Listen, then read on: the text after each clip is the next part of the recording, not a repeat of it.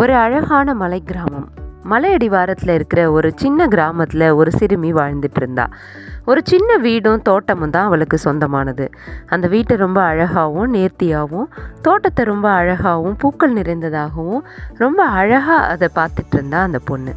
அந்த மலை மேலே இருந்து தொலைவில் பார்க்கும்போது பளபளன்னு தெரிகிற ஒரு வீடு இருந்தது.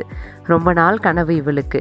அந்த வீடு எவ்வளவு அழகாக இருக்கும், பார்க்கவே இவ்வளவு பளபளன்னு இருக்கே, என்னைக்காவது ஒரு நாள் நம்ம போய் அந்த வீட்டை சுற்றி பார்த்துட்டு வந்துடணும், அது எப்படி தான் இருக்குன்னு பார்த்தே ஆகணும் அப்படிங்கிற ஒரு எண்ணம் அவள் மனசுக்குள்ளே இருந்துக்கிட்டே இருந்தது.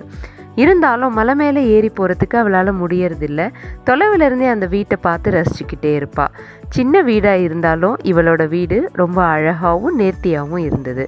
ஒரு நாள் அவளுக்கு மலைக்கு போகிற வாய்ப்பு கிடைச்சிது. தவற விடாமல் அந்த வாய்ப்பை அவள் பயன்படுத்திக்கிட்டா. ஏன்னா மலை மேலே இருக்கிற அந்த வீட்டை அவள் பார்க்கணும் இல்லையா, அதுதான் அதுக்கான காரணம். ரொம்ப கஷ்டப்பட்டு சிரமப்பட்டு அந்த மலை மேலே ஏறி போய்கிட்டே இருந்தா. இருந்தாலும் அவளுக்கு அந்த கஷ்டமே கொஞ்சம் கூட தெரியல. ஏன்னா எப்படியாவது இன்னைக்கு நம்ம அந்த வீடு எப்படி தான் இருக்குன்னு பார்த்துருவோமே அப்படிங்கிற ஒரு எண்ணம் தான். ரொம்ப சிரமப்பட்டு மலை மேலே ஏறி போன அவ அந்த வீட்டை நெருங்கிக்கிட்டே இருந்தா. கிட்ட போக போக மூக்க மூடிக்கிற அளவுக்கு ஒரு துர்நாற்றம் வீச ஆரம்பிச்சுது. போன பிறகு தான் அவளுக்கு தெரியுது அந்த துர்நாற்றம் அந்த வீட்டிலேருந்து தான் வந்துட்டுருக்கு அப்படிங்கிறது. பார்க்க பளபளன்னு இருந்த அந்த வீடு முழுக்க குப்பைகளும் துர்நாற்றம் வீசக்கூடிய பொருட்களுமா நிறைஞ்சிருந்தது.